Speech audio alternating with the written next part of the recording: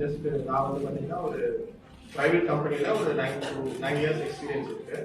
So அங்கே வந்து பார்த்தீங்கன்னா சம் இன்கம் எடுத்துகிட்டு இருந்தேன்.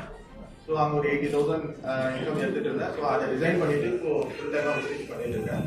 ஸோ இந்த நெட்ஒர்க்கோட பொட்டன்ஷியல் என்னன்றதை முன்னாடியே எனக்கு தெரியும். ஏன்னா ஒர்க் பண்ணிட்டு இருக்கும் போது ஏதாவது சைட்டில் பண்ணணும் அப்படின்னும் போது வெவ்வேறு கம்பெனியில் ட்ரை பண்ணியிருந்தேன். அப்போல்லாம் வந்து கம்பெனியை விட்டுட்டு வந்தால் தான் எனக்கு இந்த நெட்ஒர்க்கில் பண்ண முடியும் அப்படின்ற மாதிரி ஆஃப்லைனில் இருந்தது. ஸோ அதெல்லாம் விட்டுட்டு லாஸ்ட்டாக வந்து இங்கே கரெக்டாக இந்த வெஸ்டீஜ் ஆப்பர்ச்சுனிட்டி கிடச்சிது, அது சடன் சர்டிங்கில். ஸோ இது வந்து ஆன்லைன்லேயே நம்ம எடுத்து பண்ண முடியும் அப்படின்ற ஒரு ஆப்பர்ச்சுனிட்டி இருக்குன்ன போது அதை விட்டுறக்கூடாது. ஏன்னா ஒரே மாதிரி லைஃப் போயிட்டே இருக்கு அப்படின்னும் போது அது ஒரு சேஞ்ச் கொண்டு வர முடியும்னு ஸோ ஸ்டார்ட் பண்ணேன். ஸோ அதுக்கப்புறமா லான்ச் அச்சீவ் பண்ணுறதுக்கு எனக்கு ஆல்மோஸ்ட் ஒரு நான் வந்து என்னோட ஒர்க் ஷெட்யூல் 16 hours ஒர்க்குன்றதுனால ரொம்பவே டைம் எடுத்துருச்சு. பட் ஒன்ஸ் சில்வர் அப்படின்ற அந்த லெவலில் ரொம்ப நாள் ட்ராவல் பண்ணேன் வித்தவுட் எல்ஓபி. தென் அதுக்கப்புறமா தான் தெரிய வந்துச்சு ஸோ என்ன மிஸ்டேக் பண்ணுறோம் அப்படின்ட்டு. இங்கே எல்லாருமே பண்ணுற மேஜர் மிஸ்டேக் என்னன்னா ரெக்ரூட்மெண்ட்டே கிடையாது. ரெக்ரூட்மெண்ட் எல்லாருக்குமே செய்ய தெரியும். இது பிரச்சனை என்னன்னா டூப்ளிகேஷன் தான். அந்த ரெக்ரூட்மெண்ட்டை கரெக்டாக டூப்ளிகேஷன் பண்ணுறதே இல்லை. ஸோ 1% ஒர்க் ரெக்ரூட்மெண்ட்னா 99% டூப்ளிகேஷன் கீழே வரணும். ஸோ அந்த ஒரு விஷயத்தை புரிஞ்சுக்கிட்டு டீம் கிட்ட எப்படி சொல்லலாம் அப்படின்னு ட்ரை பண்ண ஆரம்பிச்சேன்.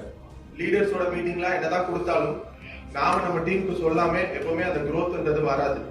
ஸோ அப்போ டீம்ல வந்து செப்பரேட்டா சின்ன சின்ன டீம் மீட்டிங்ஸ் எடுக்க ஆரம்பிச்சேன்.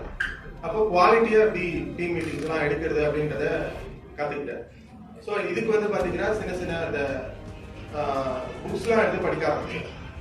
ஸோ என்ன நானே நான் ஒவ்வொரு டைம்லையும் டெவலப் பண்ணிக்கிட்டேன். ஏன்னா இப்போ டீம் மீட்டிங் அப்படின்னா கூட நான் ஒர்க் பண்ணுற ஷெட்யூலில் வந்து ஏர்லி மார்னிங் 5:30 நான் வந்து எடுத்து புக்கை படிச்சுக்கிட்டு அப்படிதான் சுற்றிட்டு இருப்பேன். ஸோ அப்போ என்ன ஆச்சுன்னா எனக்கு நானே ஒரு குவாலிட்டியாக டீம் மீட்டிங்லாம் கண்டக்ட் பண்ண ஆரம்பித்தேன். ஸோ மைண்ட் செட் அப்படின்றத வந்து ஃபர்ஸ்ட் ஃபிக்ஸ் பண்ண ஆரம்பித்தேன். நான் முதல்ல தெரிஞ்சுக்கிட்டேன் எப்படி இந்த பிஸ்னஸ் செய்யணும்னா நம்ம திங்கிங் எப்படி இருக்கணும் அப்படின்றது. இப்படிலாம் சொல்லணும்னா இப்போ ஒரு ஏர்டெல்ல ஒரு கஸ்டமரா இருக்கிற ஒருத்தர் வந்து ஜஸ்ட் ஏர்டெல்ல கால் பண்ணி நான் வந்து வோடாஃபோனுக்கு மாறிடுறேன் அப்படின்னு சொன்னீங்கன்னா ஏர்டெல் சும்மா விடுவாங்களா? எங்கேயோ உட்காந்துட்டு இருக்க அந்த சுனில் அவருக்கு வந்து பாத்தீங்கன்னா ஏர்டெல் ஓனர், அவருக்கு வந்து நீங்க ரொம்ப முக்கியம். அப்படின்ற போது 10-15 பேர் என் டீம்ல இருக்காங்க அப்படின்னா ஒவ்வொருத்தரும் டூப்ளிகேஷன் பண்ணணுன்றது எனக்கு ரொம்ப முக்கியம். ஸோ அந்த அளவுக்கு நான் வந்து ஒவ்வொருத்தரா கீழே இறங்கி பண்ண ஆரம்பிச்சேன். ஸோ அவங்க எல்லாருக்கும் சொல்லி கொடுத்த மைண்ட் செட் எப்படி வச்சிருக்கணும். ஏன்னா அத்தனை நாள் வரைக்கும் ஆட்கள் உள்ள வராங்க வெளில போறாங்க, பிசினஸ்ல ஸ்ட்ராங்கா நிக்க மாட்டாங்க. அப்போ எங்க பிரச்சனை அப்படின்னோடனே கண்டென்ட் தான். குவாலிட்டியா நம்ம கொடுக்க வேண்டிய அந்த விஷயங்கள் நம்ம வாயிலிருந்து நம்ம கொடுக்காம இருந்தோம்னா அங்க டீம் ரிட்டைன்மெண்ட் அப்படின்றது ஒன்று நடக்காம இருந்தது. ஸோ அதை மாத்திக்கிட்டு டீம்ல வந்து கரெக்டா சொல்ல ஆரம்பிச்சேன், புரிய வைக்க ஆரம்பிச்சேன். ஸோ அப்பதான் வந்து அந்த இடத்துல அந்த மைண்ட் செட் அப்படின்றது டெவலப் ஆச்சு. சிம்பிளா சொன்னா நம்ம நிறைய இந்த பிசினஸ்ல வந்து எக்ஸாம்பிள்ஸ் தான் அதிகமா நம்ம கொடுத்து சொல்ல ஆரம்பிக்கிறோம். ஸோ எடுத்தோடனே அந்த எக்ஸாம்பிள்ஸ்லாம் கொஞ்சம் அதிகப்படுத்துறேன். சிம்பிளா இப்போ ஜியோன்றதை எடுத்துக்கிட்டீங்கன்னா 2017 தமிழ்நாட்டில் வந்துச்சு, கரெக்டுங்களா?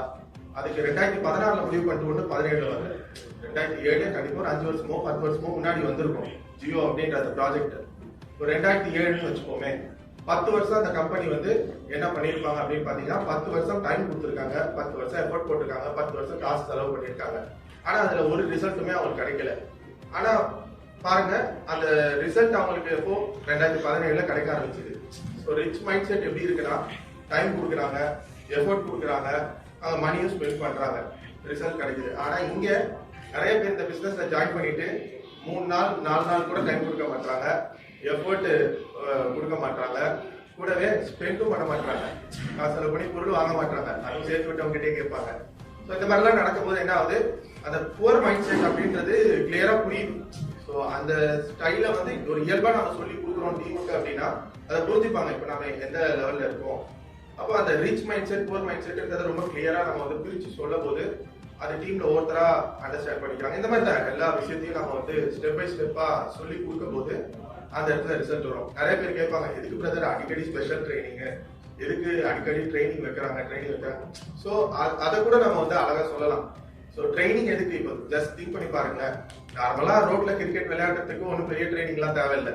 இதே ஐபிஎல்ல நீங்க கிரிக்கெட் விளையாடணும்னா கண்டிப்பா ஸோ ஒரு ஸ்பெஷல் ட்ரைனிங் கண்டிப்பா தேவை.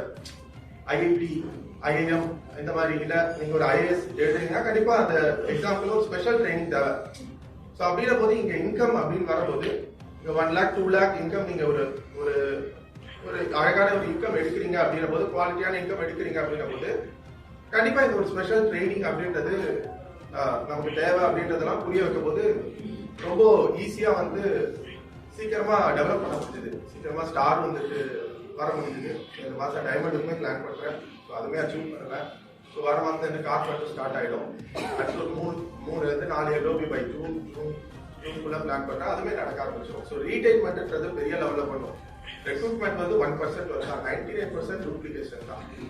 ஸோ அந்த டூப்ளிகேஷனை கரெக்டாக நம்ம சொல்லி கொடுத்துட்டாலே பெரிய லெவலில் டீம் குரோத் பார்க்கலாம், பெரிய சேஞ்ச் பார்க்கலாம். ஒரு நாள்ல தெரியாது, அதுக்கு நீங்க அந்த டைம் கொடுக்கணும்.